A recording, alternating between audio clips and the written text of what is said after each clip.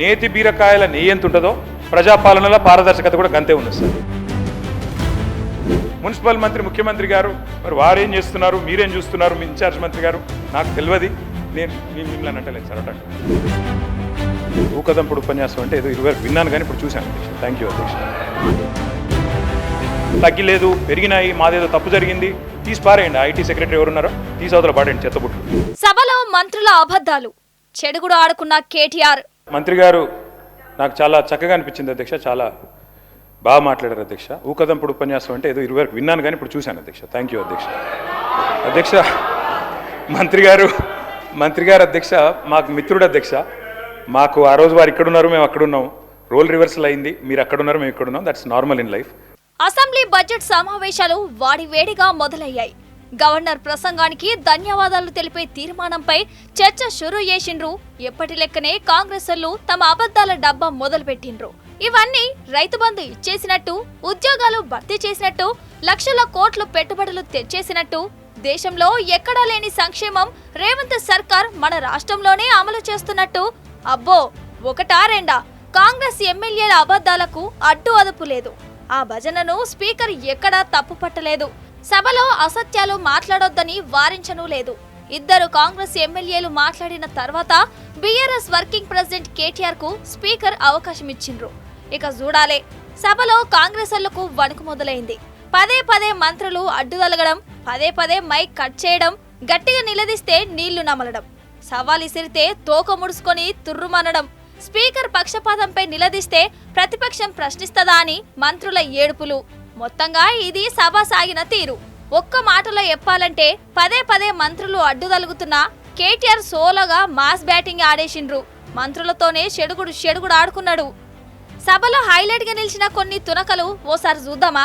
మీరు ఢిల్లీకి పోతే మాకు అభ్యంతరం లేదు, మీ నాయకత్వాన్ని కలిస్తే మాకు అభ్యంతరం లేదు, మాకేం బాధ దాంతో. కానీ అధ్యక్ష ఢిల్లీకి పోయి నిధులు తెస్తారేమో అనుకున్నాం అధ్యక్ష. కానీ ఢిల్లీకి పోయి నిధులు ఇచ్చి వస్తున్నారు అధ్యక్ష. అది తేడా. మొన్న చెప్పారు కదా అధ్యక్ష, 1000 కోట్లైనా ఇస్తాం.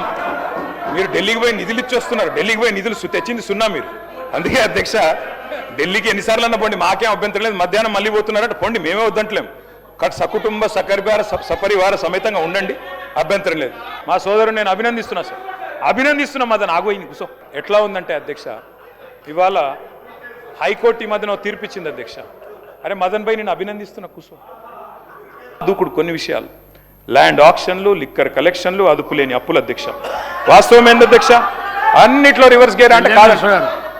6 గ్యారంటీలకు చట్టబద్ధత కల్పిస్తామని కాంగ్రెస్ ఇచ్చిన హామీపై కేటీఆర్ నిలదీసిండ్రు. శాసనసభ సమావేశాల్లో గవర్నర్ తొలి ప్రసంగంలోనే తమిళసై చేసిన ప్రసంగాన్ని ప్రస్తావించి కాంగ్రెస్ ను మోసపు మాటలను చీల్చి చెండాడిండ్రు. గత బీఆర్ఎస్ పాలనలో 6.5 లక్షల రేషన్ కార్డులు ఇచ్చిన విషయాన్ని, మంత్రి ఉత్తమ్ చెప్పిన విషయాన్ని కొందరు మంత్రులు విభేదించడంపై నిలదీసిండ్రు.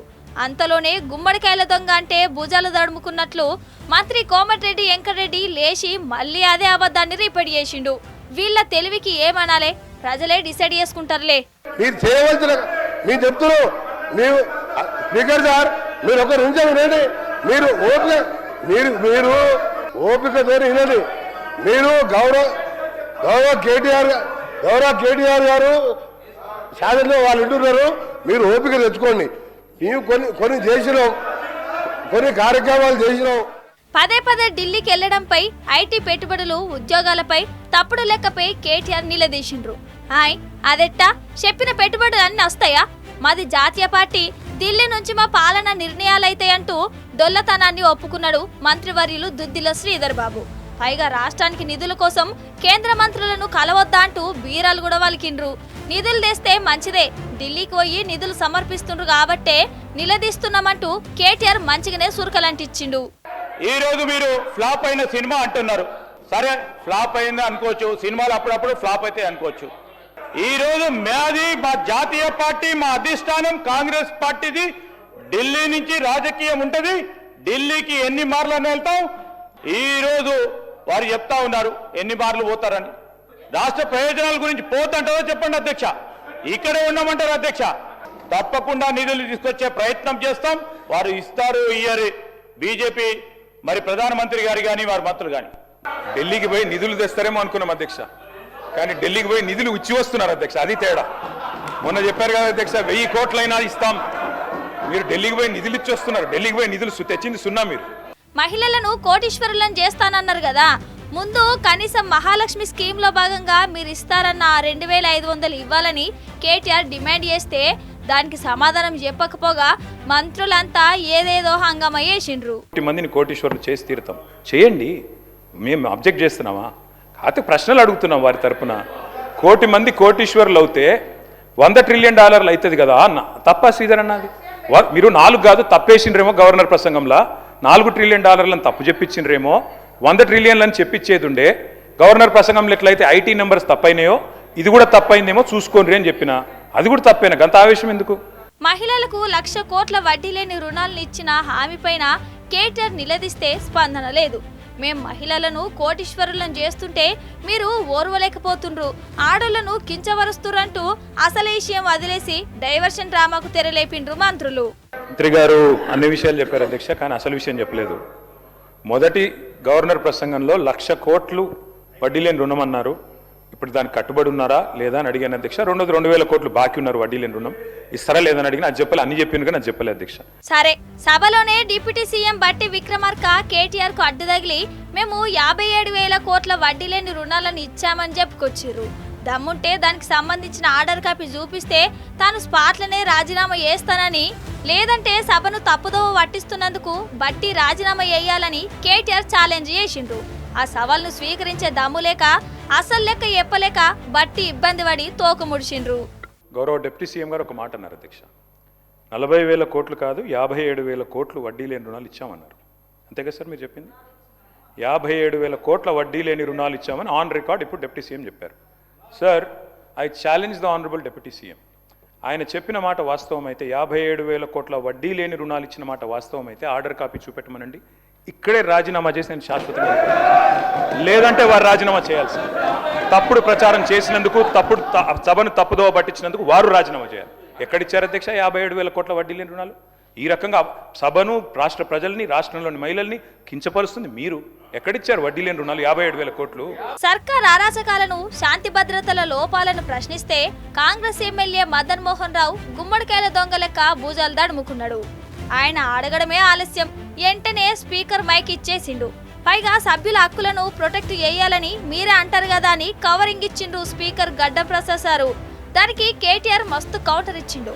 మంత్రులు మా హరీష్ రావు గారి పేరు తీసినప్పుడు అడిగితే మైక్ ఇయ్యలేదు, ఇదేం పక్షపాతం అధ్యక్షాన్ని నిలదీసిండ్రు. ఇంతకుముందు గౌరవ హరీష్ రావు గారు మాట్లాడుతూ సభ్యుల గౌరవాన్ని కాపాడాలని చెప్పిండు. చెప్పినందుకు ఆయన వారి పేరు పైన వచ్చింది అవకాశం ఇచ్చిన. ఇందాక హరీష్ రావు గారి పేరు తీసుకుంటేనేమో వారికి మైక్ రాదు. నేను వారి పేరు ఎప్పుడు తీసుకున్నా సార్? రికార్డు చూడండి. నేను తీసుకున్నాను పేరు, వారు చేసిరని చెప్పినా. ఎట్లా సార్ పేరు తీసుకున్న వాళ్ళదేమో మైక్ ఇయ్యరు, పేరు తీసుకున్న వాళ్ళది కామారెడ్డి జిల్లా అన్న నేను. ఇక అసలు హైలైట్ ఆఫ్ ద డే ఏందంటే, సభలో ప్రతిపక్షం ప్రశ్నించకూడదట, ప్రశ్నించడం అహంకారం అట. మంత్రి పొంగులేటి కొత్త భాషను చెప్పిండు. బీఆర్ఎస్ లో ఎమ్మెల్యేగా గెలిచి కాంగ్రెస్ నుంచి ఎంపీగా పోటీ చేసిన దానం నాగేందర్ ను ఎందుకు అనర్హుడిగా ప్రకటించలేదని కేటీఆర్ ప్రశ్నించడం తప్పట. మీరంటే మర్యాద ఉంది సార్, మీరంటే గౌరవం ఉంది సార్, కానీ తమరు కూడా సార్ మా పార్టీ టికెట్ మీద గెలిచిన ఎమ్మెల్యే ఆ పార్టీ టికెట్ మీద ఎంపీకి పోటీ చేస్తే ఆయన నాడ కూర్చోబెడితే సార్, స్పీకర్ సార్, నిజంగా సార్ మీకు దయచేసి మా ప్రార్థన, దయచేసి మా ప్రార్థన sir, I'm appealing to you. మంత్రుల అడ్డగింతలు, అబద్ధాలను పక్కన పెడితే కేటీఆర్ ఈ రోజు సభలో పంచులు, స్టోరీలు, కవితలు, పురాణ ప్రస్తావనలతో తనదైన శైలిలో రేవంత్ సర్కార్ను ఓ ఆట ఆడుకున్నారు. అప్పుడెప్పుడో శ్రీశ్రీ గారు చెప్పారు, అగ్గిపుల్ల, కుక్కపిల్ల, సబ్బు బిల్ల కాదేది కవితకు అనర్హం అన్నట్టు. ఇవాళ ఈ పరిపాలన ఎట్లా ఉందంటే కాంగ్రెస్ పార్టీది, ఎక్కడ చూసినా కుంభకోణాలే సార్. భూగర్భంలో బొగ్గులో గోల్మాల్, నదీ గర్భంలో ఇసుకలో గోల్మాల్, రాలిపడే బూడిదలో గోల్మాల్, లిక్కర్ బాటిల్ మూతల మీద గోల్మాల్, కంచే గచ్చిబౌలి భూముల్లో గోల్మాల్, అమృత్. మొత్తంగా ఈ రోజు సభ జరిగిన తీరు, మంత్రులు, కేటీఆర్ ప్రసంగాలపై మీ అభిప్రాయాన్ని కామెంట్ రూపంలో చెప్పండి. ఈ వీడియో మీకు నచ్చితే లైక్, షేర్, సబ్స్క్రైబ్ చేయండి. వెనకటికి అధ్యక్ష ఒక రాజు ఉండే అధ్యక్ష, ఆయన పేరు హిరణ్యకశిపుడు. ఆయన ఏం చేసిండు అధ్యక్ష, నా రాజ్యంలో నారాయణ నామస్మరణ వినబడకూడదు అని చెప్పి నిషేధం విధించిండు అధ్యక్ష. నా రాజ్యంలో హర్యానా వాళ్ళు కనిపించకూడదు అని నిషేధం విధించాడు. కానీ ఆయన పుట్టిన కొడుకు ప్రహ్లాదుడు రోజు నిత్యం నారాయణ మంత్రాన్ని జపిస్తుండే అధ్యక్ష. దాంతో ఏమైంది, ఎక్కడున్నాడు నీ హరి అని హిరణ్యకశిపుడు అడిగితే ఇందుగలడు అందులేడని సందేహం వలదు, చక్రి సర్వోపగతుండు ఎందెందు వెతికి చూసిన అందందే గలడు అని జవాబిచ్చిండు ప్రహ్లాదుడు అధ్యక్ష. ఎందుకు చెప్తున్నా అంటే అధ్యక్ష, మీకు ఎందుకు చెప్తున్నా ప్రత్యేకించి ఈ మాట అంటే అధ్యక్ష ఎట్లా జరిపేస్తారు అధ్యక్ష? మీకు ఇష్టం లేకపోవచ్చు, ముఖ్యమంత్రి గారు మాట్లాడితే రాజశేఖర రెడ్డి గారి పేరు, చంద్రబాబు నాయుడు గారి పేరు చెప్తారు, కానీ 10 ఏళ్ళు తెలంగాణ తెచ్చి 10 ఏళ్ళు తెలంగాణ నగరభాగాన్ని నిలబెట్టిన కేసీఆర్ గారి పేరు చెప్పడం మీకు ఇష్టం లేదు. కానీ వాస్తవం ఏంది అధ్యక్ష, ఎట్లా జరిపేస్తారు కేసీఆర్ గారు ఆనవాళ్ళు? అడుగడుగున ఆనవాళ్ళు కేసీఆర్ గారివే కదా. మీరు కూర్చునే సెక్రటేరియట్ కట్టిందే కేసీఆర్ గారు, అట్లాగే ఇవాళ ముఖ్యమంత్రి గారు కూర్చుంటున్న కమాండ్ కంట్రోల్ సెంటర్ కట్టింది కేసీఆర్ గారు. మీరు ఫ్యూచర్ సిటీ అని బిల్డప్ ఇస్తే ఆ ఫ్యూచర్ సిటీ భూసేకరణ చేసిందే కేసీఆర్ గారు. అసలు తెలంగాణ రాష్ట్రమే కేసీఆర్ ఆనవాళ్ళు కదా, అంతకంటే ఏం చెప్పాలి మీకు?